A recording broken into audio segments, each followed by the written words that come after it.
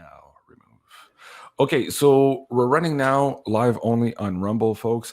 Thank you so much, everyone, for joining us here on Rumble. I appreciate the live chat and the comments. Please remember to follow here as we're producing more and more of this content here that is just simply not allowed on other platforms for now. And we do really much appreciate all of your support and following us here, of course, if you don't want to miss a beat.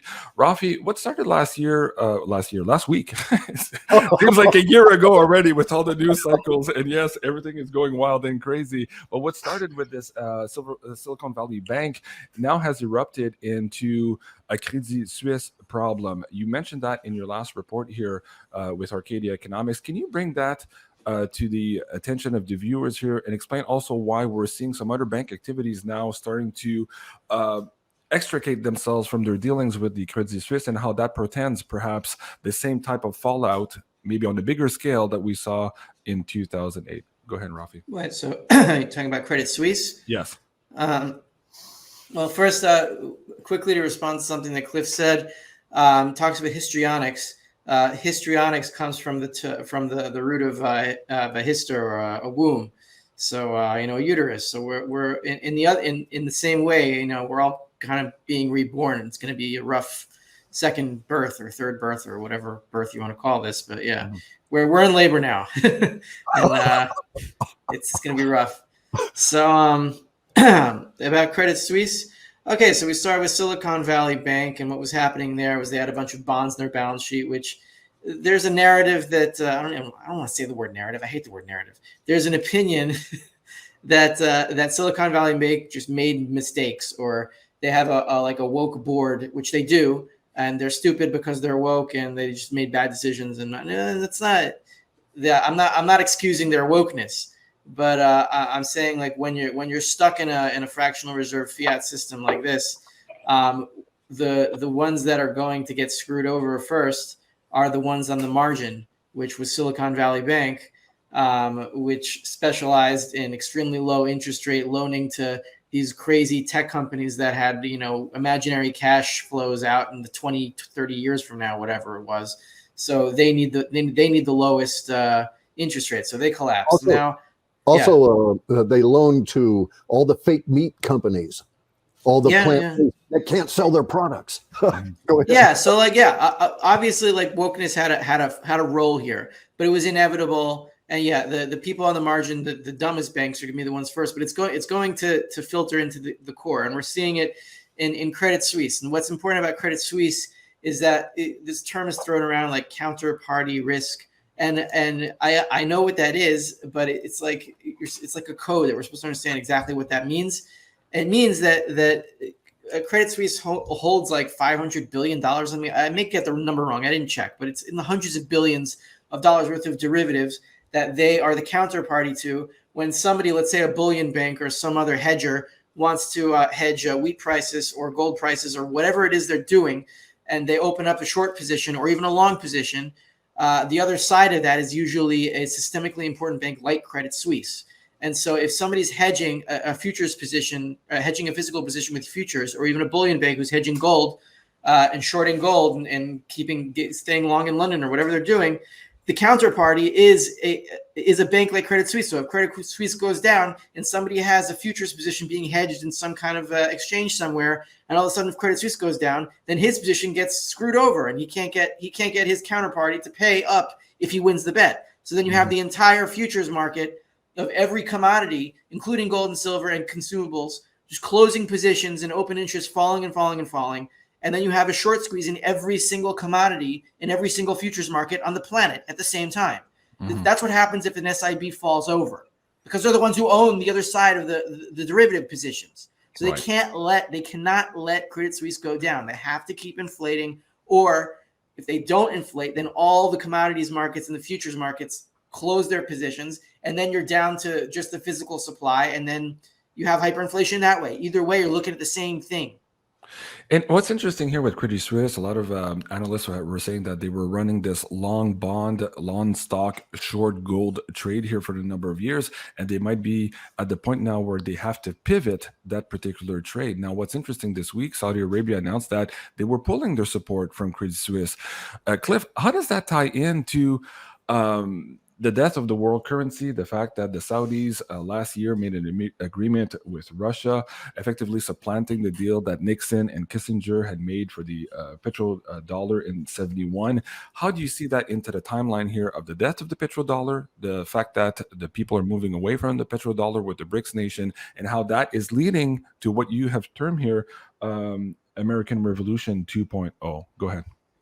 Well, a couple of things. We know that Yellen is concerned exactly about the same point that Rafi is bringing up, okay? Because in her talk in front of Congress, some things leaked out. One of the things that leaked out was, and she never confirmed it, but she didn't deny it because she couldn't, because she had just said it, in essence, was that if you are a depositor in one of their preferred banks, then you will be made whole, but if you're not, you won't.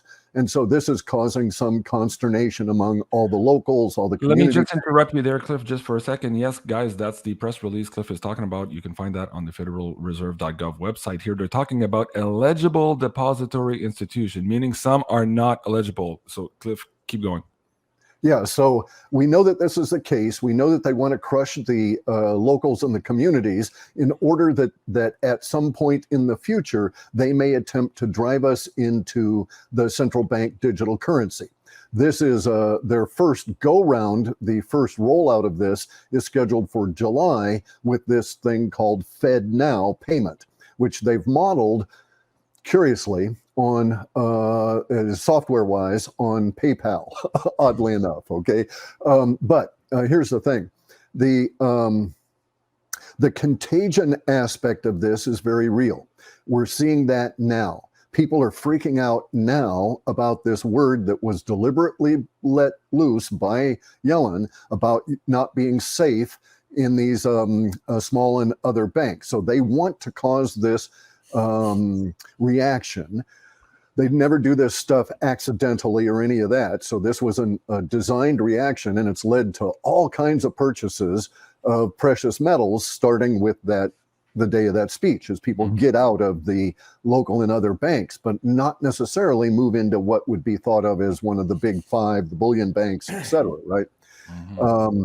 Yeah, I'm just talking to some metal people, and it's, they're working their asses off here real quick on this. Now, so the death of fiat currency always causes social unrest and social disruption because it is a wealth transfer. All right. So as Rafi's saying, those people that were smart enough to buy precious metals, and I disagree with him, also smart enough to buy Bitcoin. I like Bitcoin's utility of international settlements and instant wire transfers and still retaining value. But those people that have those are going to be able to, or they're going to be the top of the heap as the heap rolls over, so to speak, right? Because we're down at the bottom of that pyramid. It's going to go flop, flop, and we'll be up on the top of the pyramid in terms of the purchasing power and so on.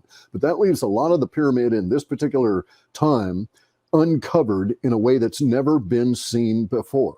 So let me just sketch to you real quickly here that there were at least 30 circulating currencies in pre-revolutionary North America. We had French currencies. In fact, a lot of our United States coinage was modified French coins. So, but the point being that we used to be a multi-currency, but almost all of those currencies related to gold or silver, where it had some element of it in there.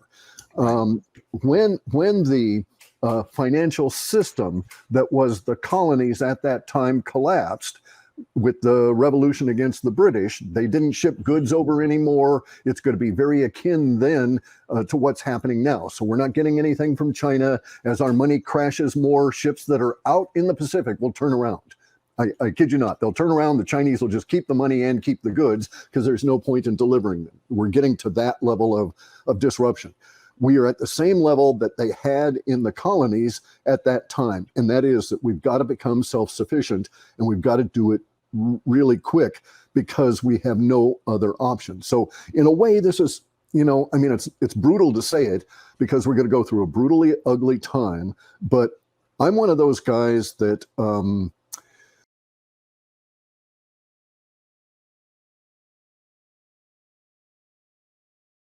right?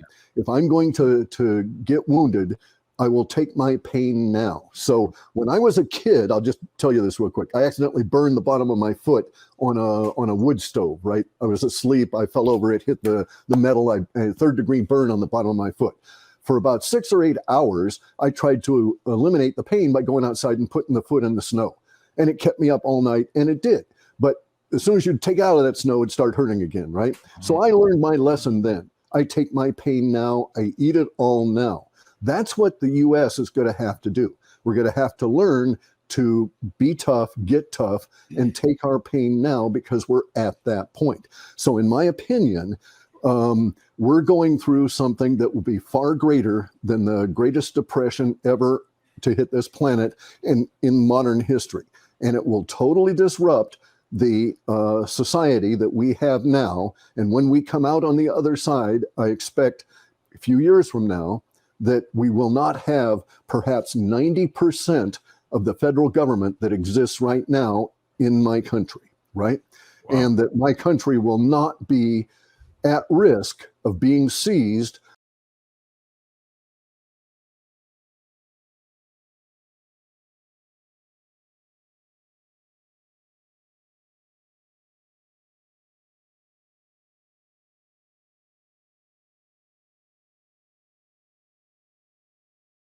And so I am looking forward to this, taking my pain now, that should not occur again. Well, okay. Thank you so much for that, Clif. Guys, please rewind and listen to that again. And speaking of burning your feet, Clif, at my dojo, we were doing these firewalk seminars, and I know the feeling you're having to put your feet in cold snow after this. It really, really helps.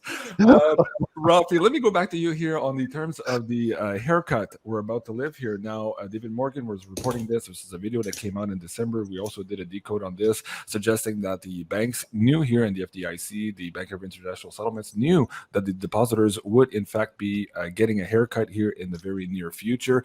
And in this roundtable discussion, they were suggesting, debating, because their role is to protect the deposits and protect the depositors, but at the same time letting them know that there was a problem at the bank and that they could suffer a haircut could in fact create a stronger and more rapid bank run. It seems that we're in that process now, but speak to that first of all, Rafi, this haircut, how you see this perhaps transpiring, and also share with the audience members your understanding of how the silver stackers right now are going to be the people who are going to reboot here in terms of the division of labor. Set that up for the audience members so they understand how important the role is. It's not just taking your money out of harm's way and moving it on the sideline to have dry powder to step into this new world, but also their in rebooting here the division of labor. Go ahead, Rafi. Yeah, so about that video, I did see it. I don't think there's going to be a haircut nominally. I don't think, like, let's say somebody has $100,000 in his bank account, he's going to have to take a haircut of 25% and wake up tomorrow with seeing the number 75,000. That's too obvious. It's too obvious of a theft, and it will result in a global bank run. Everyone will take all money they can out of the banking system and put it into anything else, not trusting. And the only way they could stop that is with laws, and laws won't stop it. It'll just delay it until somebody finds a workaround, with a whole bunch of money laundering fees involved. But so there's going to be no nominal. There's going to be no nominal haircut. I seriously doubt it. But there will be a hyperinflationary haircut, meaning the $100,000 that you own today in your account could be worth, $10,000 in purchasing power a week from now. I'm not saying that in a week that's going to happen, but I'm saying theoretically it's possible. And at some point that's going to happen. Well, essentially, the Fed, just to back you up here, the Fed basically announced that they're covering 100% of deposits here in terms of eligible deposits. So they're going way past the 250,000 FDIC limit. This could be the setup for that hyperinflationary event you're talking about.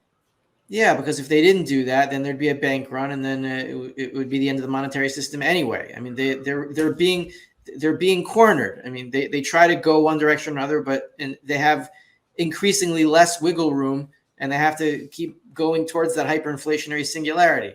In terms of silver stackers and the responsibility of silver stackers for the world, meaning that the only way a division of labor works, and the only reason that we're fed and that I can wake up tomorrow and then go to the supermarket and know that I can buy my food and know that I can survive the day, is because of a division of labor. And the only way a division of labor works is because money retains value, where people know how much they have to spend and how much they have to work in order to maintain whatever standard of living they want to maintain. Right? If you can't calculate that, then you have no idea what you're supposed to be doing the next day, and you have no idea how much you have to earn and how much you have to spend. You can't calculate, so you can't do anything. So then you have no division of labor, and then you just stop doing things. And then if everybody does that, then everybody starves to death. So that's not going to work. So how do you save that? Well, if you're gonna need some kind of divisible money, and since all currencies and all the entire monetary system is still based on gold and silver now, then they're going to have to go back to physical gold and silver in the initial stages of an explosion, of a monetary explosion. So the stackers will be responsible for maintaining the essentials of a division of labor. They're not going to be responsible for saving, like some gender studies professor in Berkeley who's talking about how men and women don't exist. I mean, he's got no place in division of labor anymore because nobody wants what he does or what he says. And most of academia is going to go down to nothing. And most of all the excess fat and all the systems that we have in the global economy, they're going to go away. But people who grow food, people are going to want to pay them stuff. And so you're going to be able to pay somebody to grow food for you, which, I'm pretty sure everyone's going to want. Right. So that's what the silver stackers will do. They will be responsible for we just flushed the toilet of all the fiat garbage. So now it's empty. We got to fill it up with something. So we fill up the plumbing system with silver, make it stable. That's the job of the silver stackers, to literally save what is left of the division of labor, the essential parts of it, so people can survive.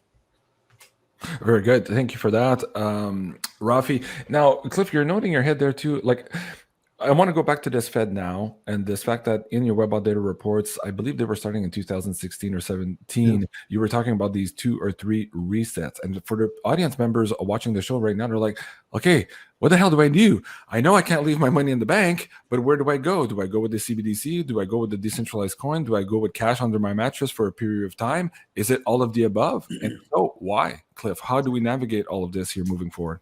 Okay, so it is all of the above. You want to be diversified because things are uncertain. So we're coming to a period of maximum uncertainty. In periods of maximum uncertainty, you want to spread your options as wide as you possibly can and be prepared to follow those that may pan out for you, right? But that means that maybe you're just going to have to let some other stuff go away. So maybe you would put a little bit of money in a bank, get a little bit of silver, buy a little bit of food, buy a little bit of seeds. And in the end of it all, maybe the bank will go away, but you'll have the silver, the food, and the seeds, right? That kind of thing. You're going to have to spread it and risk it. All right. So here's the thing, though. Here's what we have to understand. So Rafi brought up obliquely the Cultural Revolution. So in my data sets, and I never went into this because I didn't want to explore it back in the time of 2012 and on, I only obliquely mentioned it in there, a cultural revolution comes to the United States. I was afraid that the Cultural Revolution would end up being like Mao's Cultural Revolution. And indeed, it is now. We're living through Mao's Cultural Revolution pushed onto the United States in the form of wokeonianism, the trans stuff, and climate change, okay? Because Mao's revolution was based on making China ill, young versus old, intergenerational separation. And he wanted to do away with the old, and he weaponized it through Munchausen's by proxy, just as we're going through. This is pertinent because in the data sets, it showed, just as Rafi had used by illustration, professors that no longer had any occupation, that they were just cast out.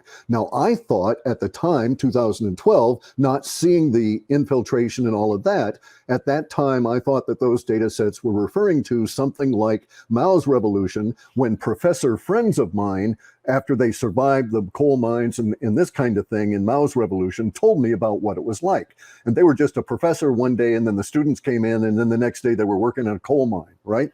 And so I thought we were going to get into that, but I think now that it's the other way, that it'll be the gender studies, and Rafi is coming to the point of practicality.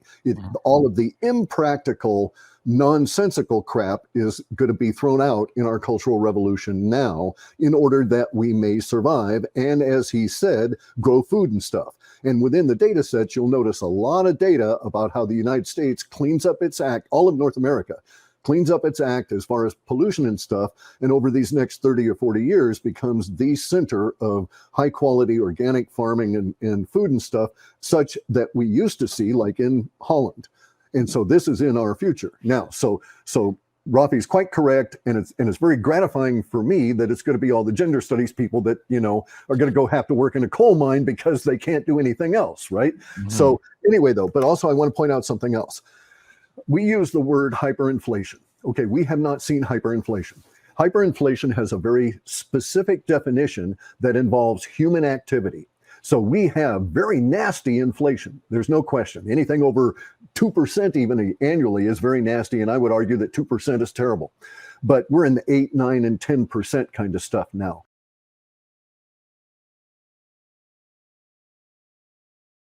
But it is not hyperinflation. Hyperinflation occurs when the dynamic of people's emotions become involved in the moment. So in Germany in 1923, in Armenia, in any of these hyperinflationary episodes, you get hyperinflation when the people lose the trust 100% of the currency and spend it as fast as they can, and in fact are planning on spending the next bit they get long before they get it.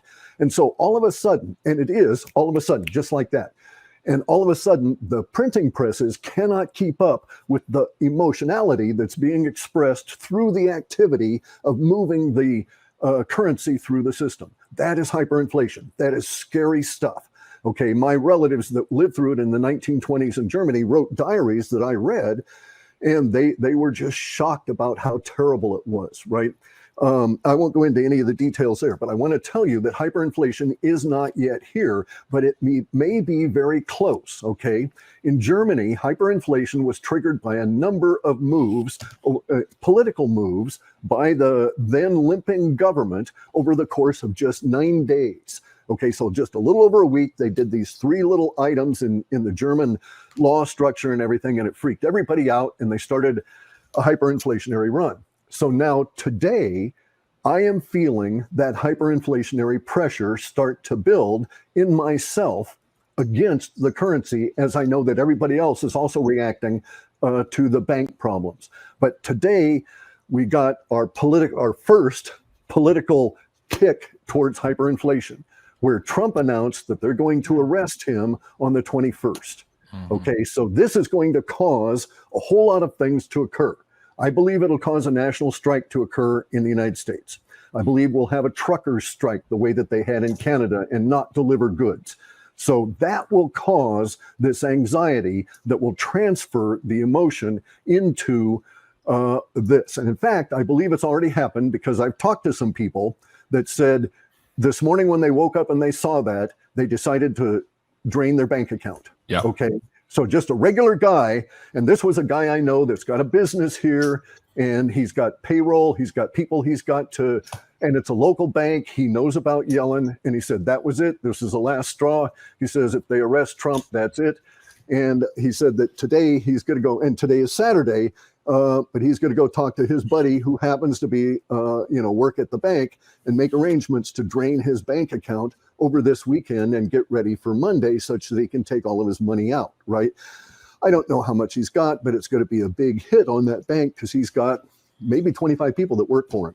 And he's really worried about being able to provide for them and his family and so on. And it was not until he saw the political move that he reacted emotionally. He was sort of content, grumble and bitch and moan about the dollar not going anywhere and so on, but he was content up until today to leave his money in that bank. So at this point, he said it's cash and metals only for him. Mm-hmm. Wow, fascinating. And folks, yes, go check out the Twitter for Clif and myself here. We did post quite a few of these articles here talking about this imminent, perhaps, indictment. And also go check out Jason Ford's video on his prophetic dream of the Trump arrest. Rafi, as we're looking at this, Cliff is adding the component here of the social order breaking down here from a reality of not just the imminent Trump arrest, but all of the big ugly that has been coming out. So we just saw last week the January 6th footage, and that also shocked a big portion of the normers into realizing maybe once for the first time that, hey, somebody's lying to us here, and they're lying to us big. This was the last thing we were holding on to here, Orange Man bad, and here we're being shown that perhaps it didn't play out exactly as we thought. How do you tie that into what we're about to see, and what would you recommend your viewers there at Seeking Alpha at Endgames Investor? How do we navigate all of this, the political front and the crumbling of the banking system? Rafi? How do you navigate the political front? I would just I forget about any faith in the political system.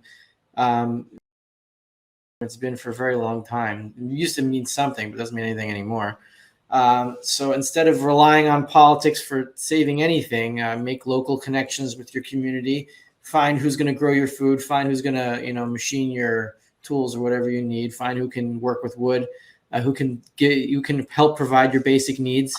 And start finding these people close to you and build a local network community economy, so that when the currency does fall, you can start trading amongst yourselves. It just means making friends and staying in contact and knowing where everyone is. So in terms of the political order, it's breaking down in the U.S. If they indict Trump, I mean, wow, that's straight up third world country, banana publics, South American. Scary stuff. And share also with the audience what's happening in your home world. Yeah, well, a similar thing is happening in Israel, and this is it's more of a local concern here.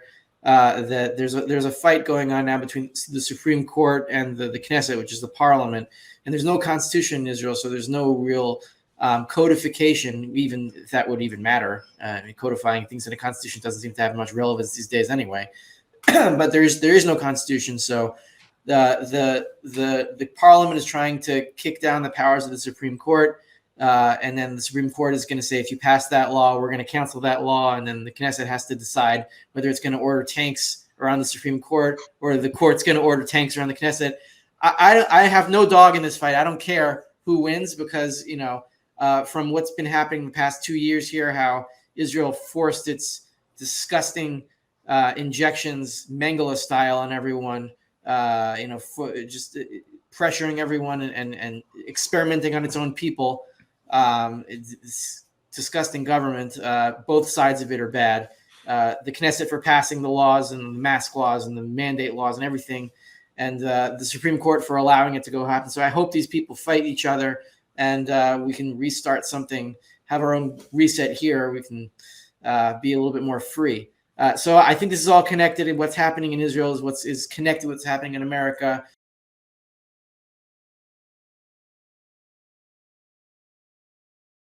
And everything is a reflection of everything else. So it's time we purge this disease, and having a violent fever to get rid of a disease, it's painful, but it's necessary. And we're about to go through a pretty rough part of it, and I hope we come out calm and sane.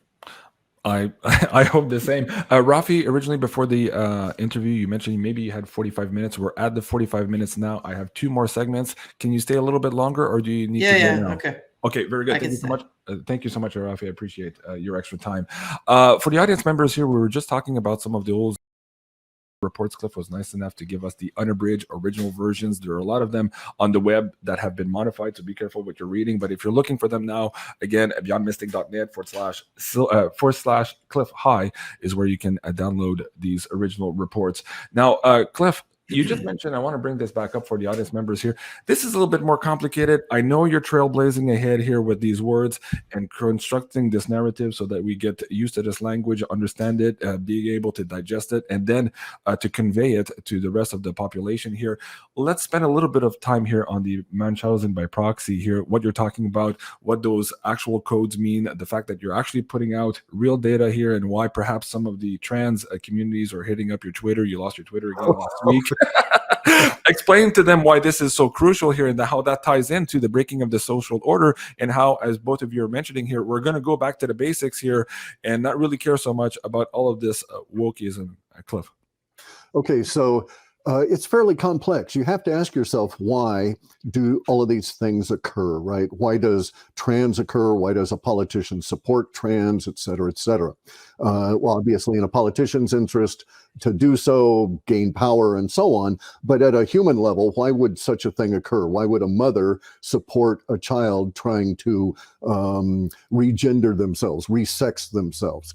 Because it has nothing to do with gender when you're starting to cut off body parts. Then you're dealing with sex, right? And Yeah. so it is Munchausen's by proxy, which is one of the most complex codified diseases that we have, that involves both physical and psychiatric components, right? And so if you go look up Munchausen's by proxy and get into it, you'll find volumes written on this thing. And it's basically, in its simplest form, it's a sick caregiver that needs attention from an external. So frequently you'll see this dynamic of a mother, an absentee father, and a child, and the father is not quite 100% gone. The mother makes the child ill, such as to draw back that male into her life. And she does this frequently in an unconscious fashion, not even really aware of her own motivation. Also, she communicates to the child the illness by way of unconscious signaling. And there's been vast quantities of psychiatric books written on this. It is one of the hardest diseases to ever diagnose in a caregiver and an ill person. But it will become so effective that the ill person can actually do things like manifest blisters, manifest physical symptoms in their body from a psychological condition that goes away once this dynamic is broken. So frequently, a trans kid becomes instantly non-trans when taken to an absentee parent and is no longer under the influence of that parent that's sending out these unconscious and conscious signals to behave this way such that I may benefit. So it's a very complex disease. Mao Zedong and a bunch of people that worked with him analyzed Munchausen's by proxy in the 30s in a very extensive test, a very extensive analysis. I don't think it had ever been done that way before. And in the 50s, they started, the Chinese started using Munchausen's by proxy to shape their own society. And then Mao took it over in 1966, and he used it to foment the Cultural Revolution and seize power back, because they had almost gotten him out of the way in 65. And they were trying to get normalized relations with the US and the Western world, et cetera. And he used it to take China back. It has been weaponized and used against us. The key component of this is an object, whether it's a person or a planet, or an identity that needs to be protected by the caregiver. And so my thing is to bring up this language, especially relative to people in power. This is a very dangerous situation, and even the AI recognizes that the most dangerous situation you can run into is a person that's a politician that's actually exhibiting Munchausen's by proxy, attempting to put it out on the population in the form of anything. But nowadays we have it focused on a sick planet and these mythical trans kids. Trans kids is not a thing. They don't exist, blah, blah, blah. There's no climate crisis. Any human activity, humans, they say that, you know, we're going to push it over the certain centigrade temperature because of our activity. But the fact of the matter is, humans never add any energy whatsoever to this planet. The only thing we do is convert it from one form to another, but that energy is still here. Okay. As Ricardo Bosi was saying in our last War Correspondent show, guys, if you haven't seen that, go check it out. He's talking about, of course, like you, Cliff, this us to think a certain way in order to have us act a certain way here in this control structure. Bring that in here and also talk about the fact that people can go research this for themselves. We have an actual ICD code here, as you have on the screen. Explain how this ties into the 5G warfare, and how knowing that this is being perpetuated on us, having the tools to recognize it and point to it, can actually start flipping the tables here and freaking out a lot of the power structures once they've been discovered here by this particular. Okay, so you just mentioned the phrase flipping the tables. That arises from 3-Card Monte. When people discover how they're being cheated in 3-card Monte, what do they always do? They flip over the scammer's table, right? Scattering the cards and all of that.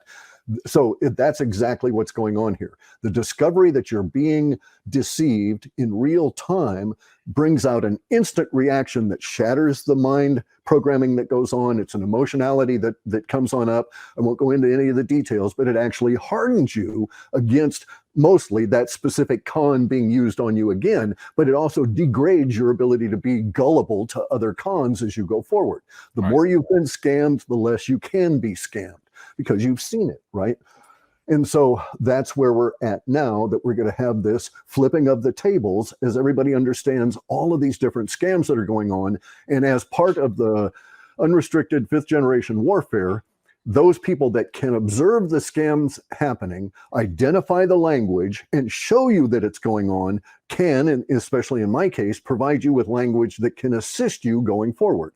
So if you know that your politician is using language that is focusing on causing harm to children, which is the supporting of them transing, then you could stand up and say, I have a public health notice here. These proceedings have to stop until this person, the politician, has been investigated by a panel, not an individual, a panel of psychiatrists to confirm that they are not exhibiting Munchausen's by proxy. You won't believe how rapidly that changes the dynamic of any meeting with a public official in there. Even if you don't get traction, it's going to freak everybody out. It's going to collapse the meeting itself. And if you can hand out the printouts of the Munchausen's by proxy language and the AI saying, here are the steps, then everybody will start getting the clue and they'll say, hey, wait a second, what's going on here, right? Mm-hmm. And so we are probably about 7 or 9 months away from the normies grasping that put on us for these last 40 plus years. And then we'll have all kinds of people write books about how they snuck in and the colleges were converted and all the language and all of that. But that's, as I say, they won't even start grasping that for 7 to 9 months somewhere out in the future. But the emotional shock of what's going to hit us this coming week, and then the weeks afterwards leading up to May.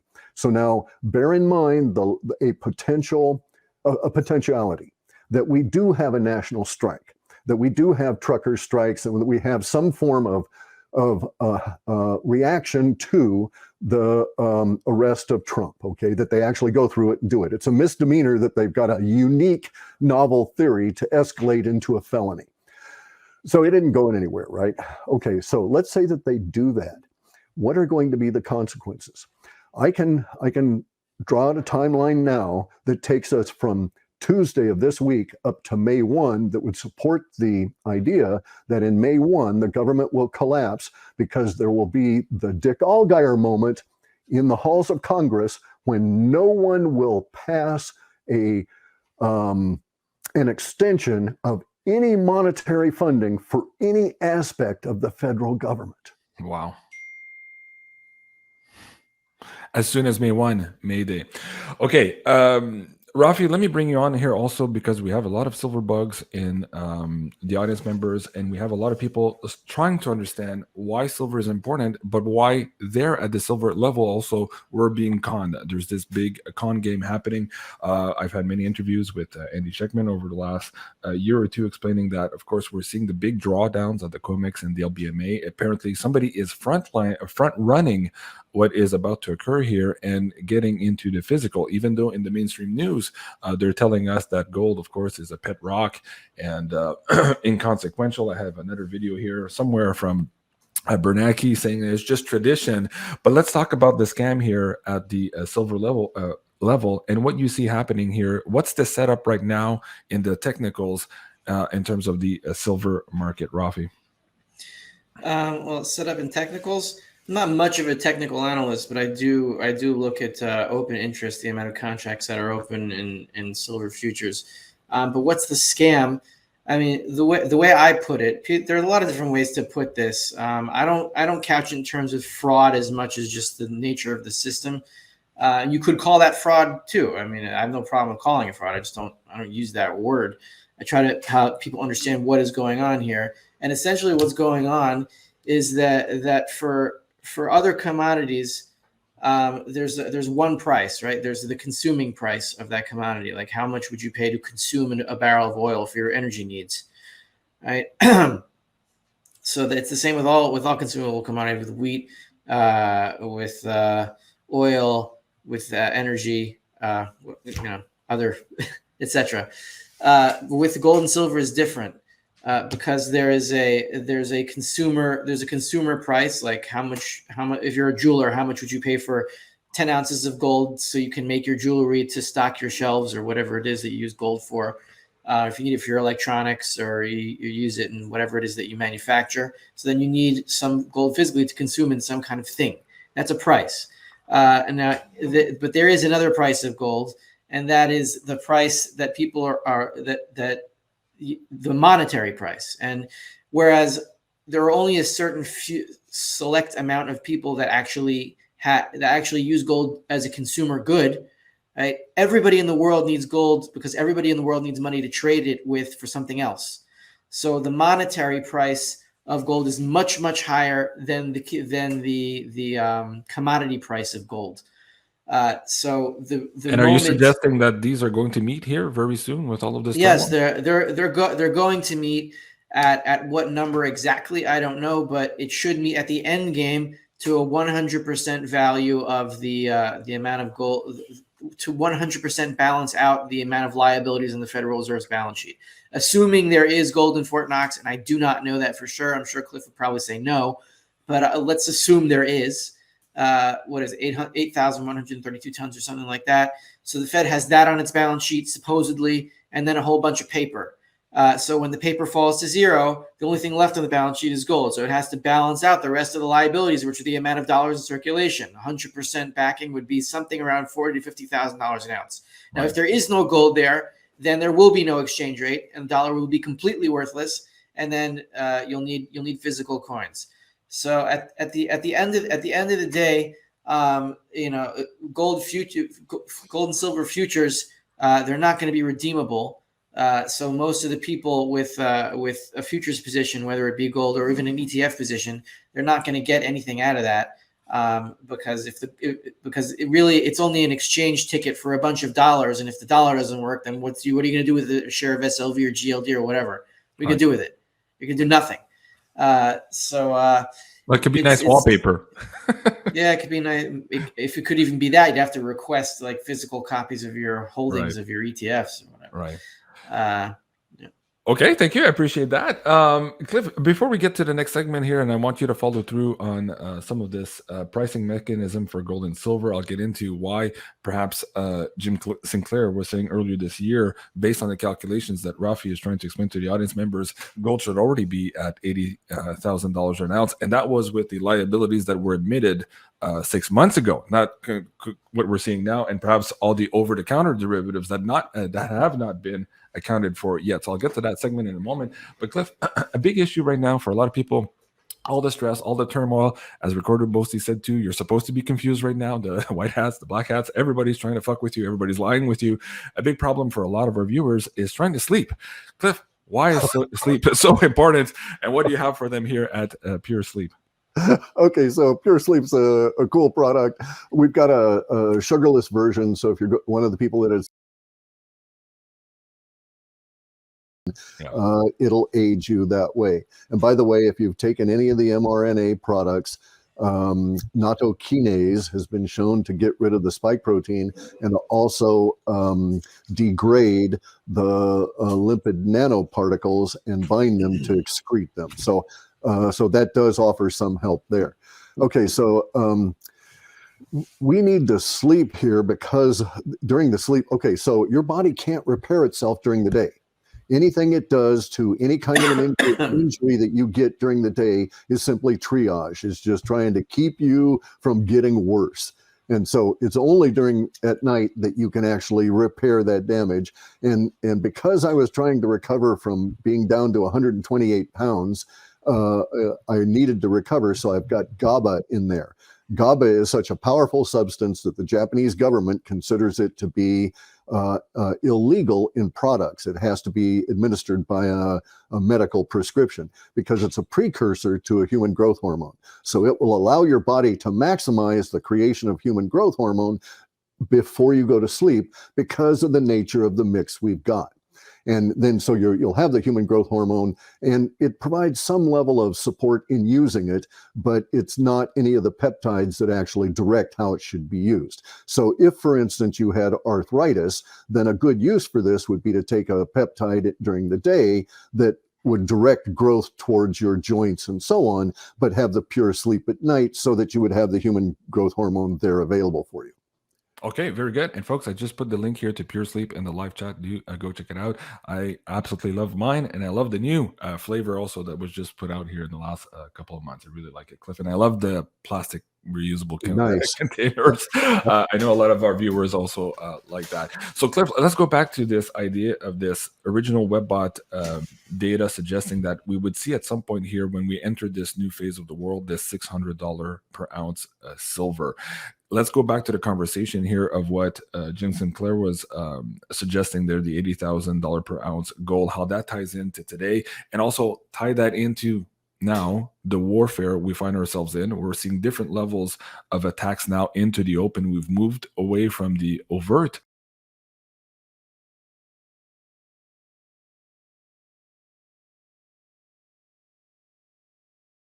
is also going to be affecting us here at the gold and silver price level. Also, the fact that we are going to finally be, what was the term you used? Harvesting the corn. Tie that in to the war scenario we're in now. Suddenly, that makes a whole lot of sense for our viewers. Okay, so here's the thing. This is essentially a deep involving those, and the two sides are easily categorized, and then there's this middle lump that doesn't know anything's going on really, and those are the normies. The two sides can be categorized as those people that create fiat money and use that to do evil deeds because they have no emotional, physical, or cost investment in the creation of fiat currency. They can make as much as they want, and then everybody else takes it and will give them food and other stuff for it. And so they think that the people that will give them real goods for the fiat are pretty stupid, and they want to take over the whole planet. Now, on the other side are those individuals that think we should be on that no one gets rich off of my labor in this hidden fashion.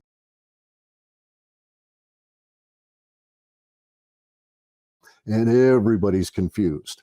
And all of the normies are confused because it is in that state of confusion and anxiety, angst, anger, and so on that minds can be made to change. And the normies have been cultivated like a crop for so long, it takes a lot for their minds to change. Therefore, the upcoming level of emotion is going to be huge indeed, shockingly huge. Thus, we've got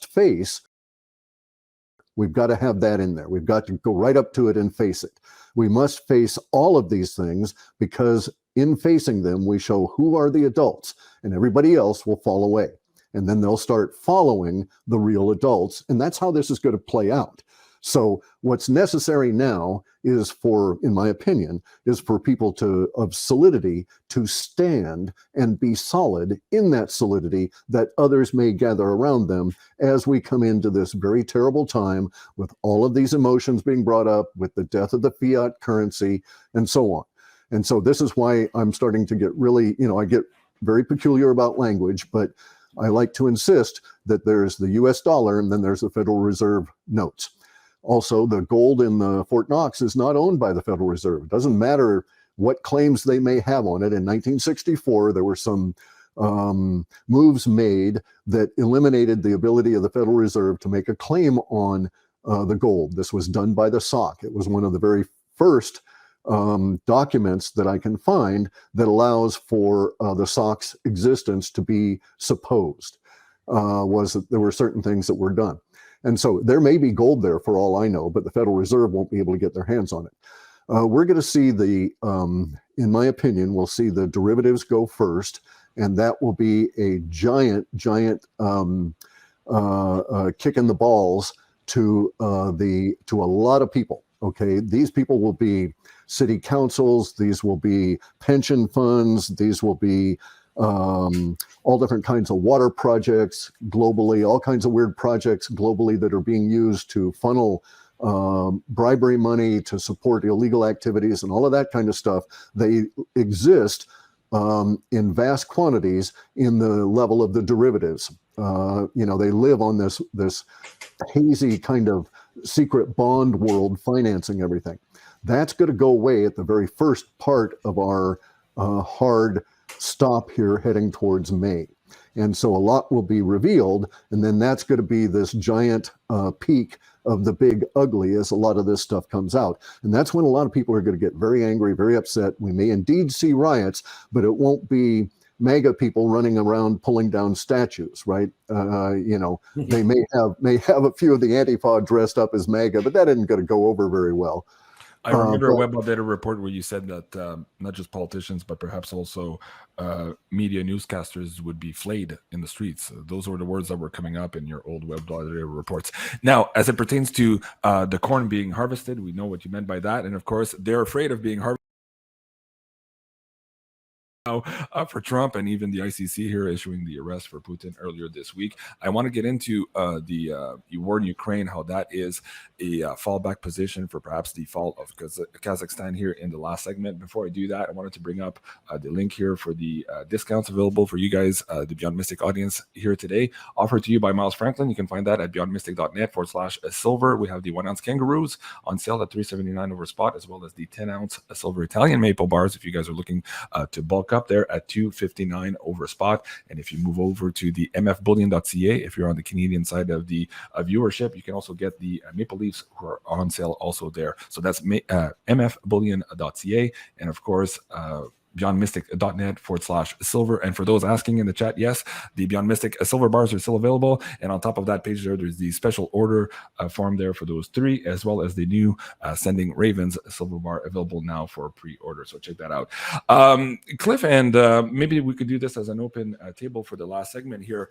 Going back to this idea that Ukraine is the fallback position. We saw last year, we reported on this, and I believe you and I did a video on this last year, when Kazakhstan fell. A lot of things happened there. We saw what your web data suggests might be happening here in North America, the politicians being hanged on the streets. We saw the taking over of the banks. We saw people going through all of the material, following the money, so to speak, and basically creating this funnel effect where the last of these Khazarian mafias, as you call them, the cabal, fell back into Ukraine. Now, what was funny here, just as a side note to be funny with our audience members, just again, Biden was out this morning saying that the deposits were safe. Your deposits were safe in Ukraine. So Cliff, let's get into, and Rafi, let's get into how all of this is going to shape up. I had Jim Willie on the show the other day, and he was suggesting that perhaps this whole thing in Ukraine will be over within a month or two here. We're almost at that point. And I listened to Dr. Paul Craig Roberts the other day on the Greg Hunter show, and he's like, I don't understand what's happening.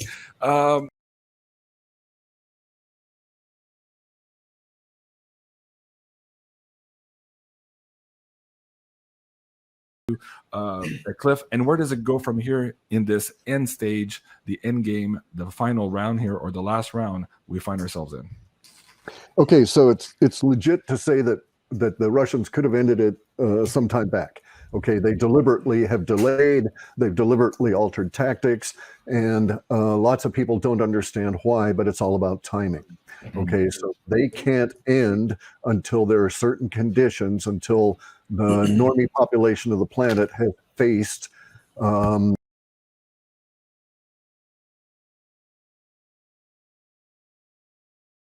at its core.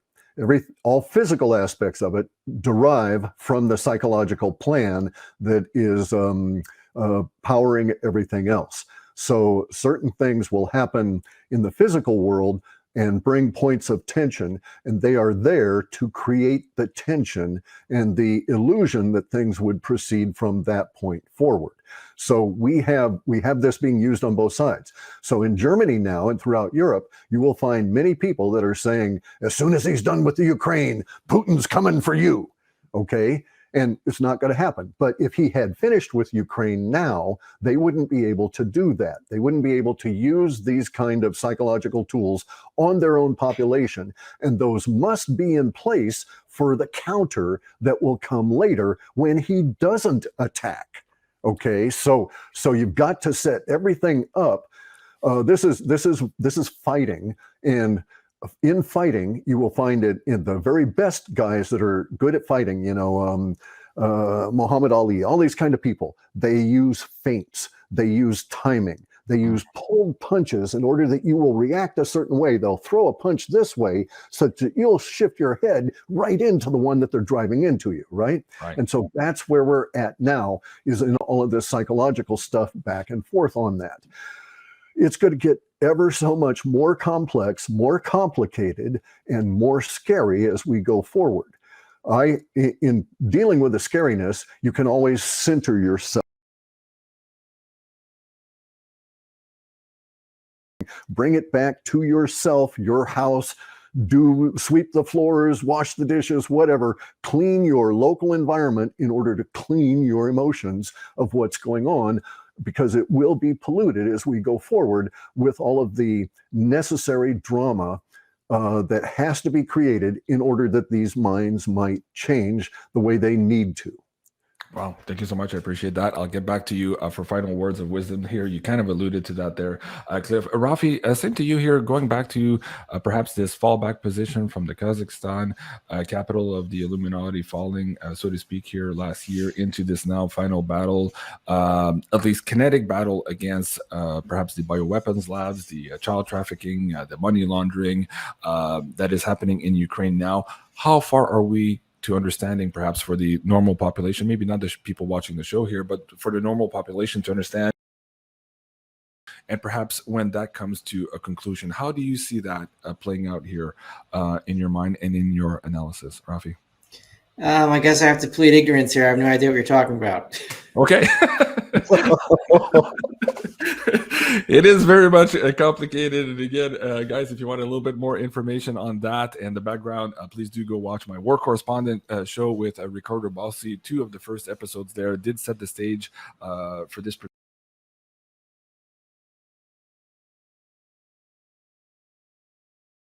including the tactical attacks on the United States in the last couple of weeks, now the banking warfare attacks, and of course, all of the divulgation that is happening now with January 6th.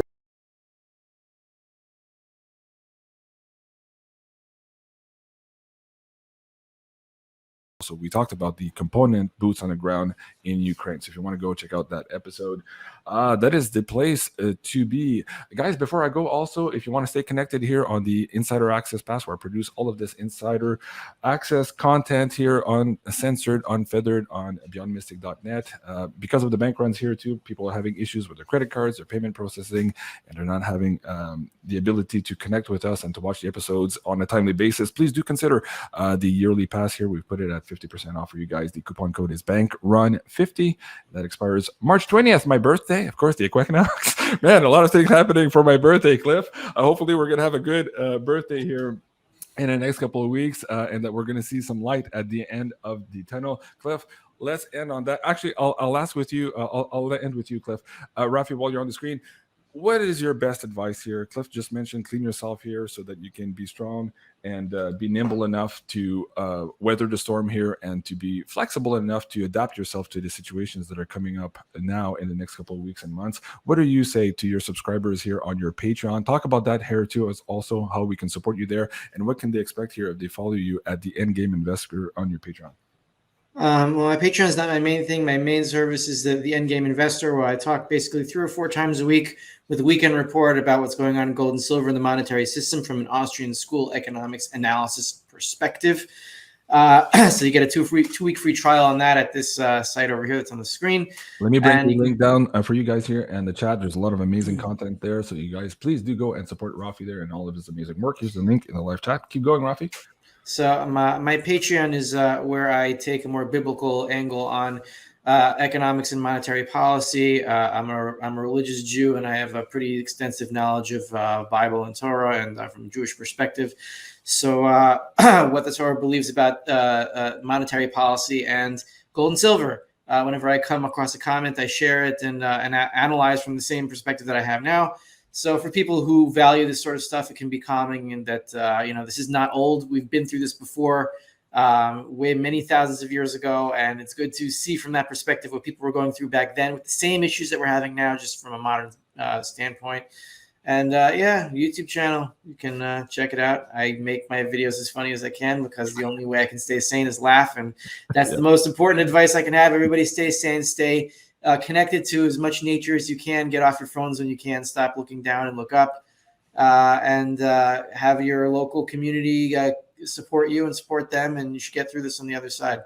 Thank you, Rafi. I appreciate that. And yes, I do find your videos very funny. I just can't possibly understand how you have time to put out all of these edits in your movies, your videos, to make them so funny. But I do very much appreciate that. And let me bring the link down so you guys can go and subscribe there to YouTube, to Rafi YouTube channel there. Clif, back to you here as we round out the show. You mentioned earlier to me in the email today, Tuesday is a pop-off. Okay, so it's a big pop-off. What do you mean by that? And where do we go from here? How do we navigate all of this, Clif?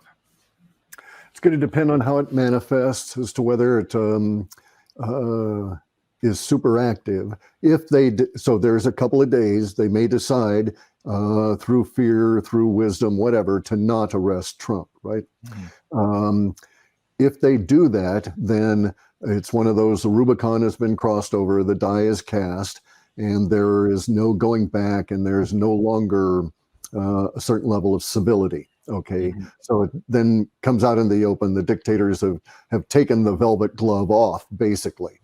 And at that point, I'm expecting the populace to react. And I'm expecting the populace to react with a lot of energy from a certain level of the populace, but I expect them to drag a lot of the normies along as well. And that this will be shocking to a lot of people, and that things will degrade fairly rapidly. So there's going to be some level of unknowns relative to how it plays out Tuesday, Wednesday, and Thursday. So if Trump is fingerprinted, if he's arrested, if he's fingerprinted, if he's processed, and if he's released, that's one scenario, right? Mm-hmm. What if there's incidents? What if there's a delay in the release? What if there's anxiety on the part of the people? And what if the powers that be delay, causing their own kind of anxiety for their own purposes? Well, we may see street actions, but it wouldn't be Antifa-like street actions. It would be, perhaps a large truck convoy totally surrounding every police facility that could be found in New York State and all the government buildings. That would be awesome. Wow. Right. See, so it will be that form of activity of standing, in my opinion, standing and saying, we're here, bring it. Bring it. And they won't bring it. Even if they brought Antifa cannot stand up to a bunch of pissed off truckers. Right. And so we're going to get to the point where we're now coming up to the stand. Okay. And so people will just stand up and say, I'm here. I'm not taking it. Bring it. This far, no further. Wow. Thank you so much, Clif. Thank you so much, Rafi. Guys, if you want more of this amazing reporting, this week we've had to change the schedule here to adapt to this, perhaps a Trump indictment news cycle. So we're going to do the show on the Wednesday at 8 o'clock Eastern, as opposed to the typical pay-per-view we do. So we'll bring that live to you guys here, free and uncensored on Rumble. And on the Thursday night, also, we have this special the decode here of the 323. So you don't want to miss that, how all of the astrological bodies are also pointing to perhaps the same alignments we had during the French revolutions and the guillotine. So that's going to be a fabulous show to perhaps set up some of the things that are coming up in the WebBot data reports right now. So you don't want to miss that. That's going to be a Thursday at 8 p.m. Eastern, of course, on March 23rd, the day itself, where Pluto enters this very powerful alignment. On YouTube, guys, go ahead. One last thing, you brought it up. We all know that the French Revolution started because of Bastille. And what was Bastille? A prison. Exactly.